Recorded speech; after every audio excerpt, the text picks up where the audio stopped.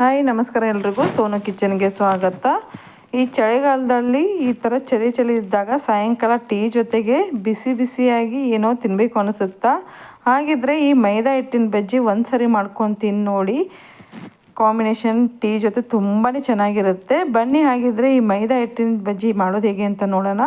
ಇಲ್ಲಿ 2 ಕಪ್ನಷ್ಟು ನಾನು ಮೈದಾ ಹಿಟ್ಟು ತೊಗೊತಾ ಇದ್ದೀನಿ. ಅದೇ ಕಪ್ನಿಂದ 1 ಕಪ್ನಷ್ಟು ಮೊಸರು.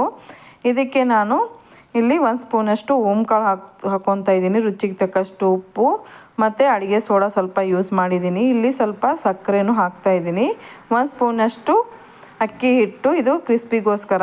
ಇಲ್ಲಿ ಸ್ವಲ್ಪ ಕೊತ್ತಂಬರಿ ಸೊಪ್ಪನ್ನ ಕಟ್ ಮಾಡಿ ಇಟ್ಕೊಂಡಿದ್ದೆ, ಅದನ್ನು ಕೂಡ ಮಿಕ್ಸ್ ಮಾಡ್ಕೊತಾ ಇದ್ದೀನಿ. ಅದೇ ಇವಾಗ ಮೊಸರು ತೊಗೊಂಡಿದ್ದೆನಲ್ಲ ಅದೇ ಬೌಲಲ್ಲಿ ಸ್ವಲ್ಪ ನೀರು ಹಾಕ್ಕೊಂಡ್ಬಿಟ್ಟು ಮತ್ತೆ ಮಿಕ್ಸ್ ಮಾಡ್ಕೊತಾ ಇದ್ದೀನಿ. ನೀರು ನೋಡ್ಕೊಂಡು ಮಿಕ್ಸ್ ಮಾಡ್ಕೊಳ್ಳಿ. ಇದನ್ನು ನೋಡಿ ಈ ಥರ ಆಗಬೇಕು. ಇದು ಚೆನ್ನಾಗಿ ಮಿಕ್ಸ್ ಮಾಡ್ಕೊಳ್ಳಿ. ನನ್ನ ಚಾನಲ್ಗೆ ನೀವು ಹೊಸ್ದಾಗಿ ನೋಡ್ತಾ ಇದ್ದರೆ ಸಬ್ಸ್ಕ್ರೈಬ್ ಮಾಡೋದನ್ನ ಮರಿಬೇಡಿ. ನೋಡಿ ಇದು ಈ ಹದಕ್ಕೆ ಬರಬೇಕು. ಇವಾಗ ನಾನು ಎಣ್ಣೆ ಕಾಯಕ್ಕಿಟ್ಟಿದ್ದೆ. ಎಣ್ಣೆ ಬಿಸಿ ಆದಮೇಲೆ ಒಂದೊಂದಾಗಿ ಬಜ್ಜಿ ಇದರಲ್ಲಿ ಹಾಕ್ತಾಯಿದ್ದೀನಿ.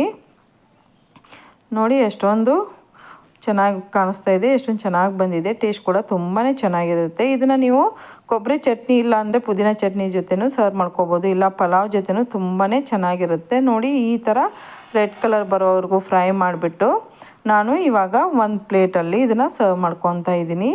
ನೋಡಿ ಎಷ್ಟೊಂದು ಚೆನ್ನಾಗಿದೆ ಅಲ್ಲ. ನಾನು ಮಾಡಿರೋದು ಮೈದಾ ಹಿಟ್ಟಿನ ಬಜ್ಜಿ. ನಿಮಗೆ ಇಷ್ಟ ಆದರೆ ಲೈಕ್ ಮಾಡಿ, ಶೇರ್ ಮಾಡಿ. Thank you for watching.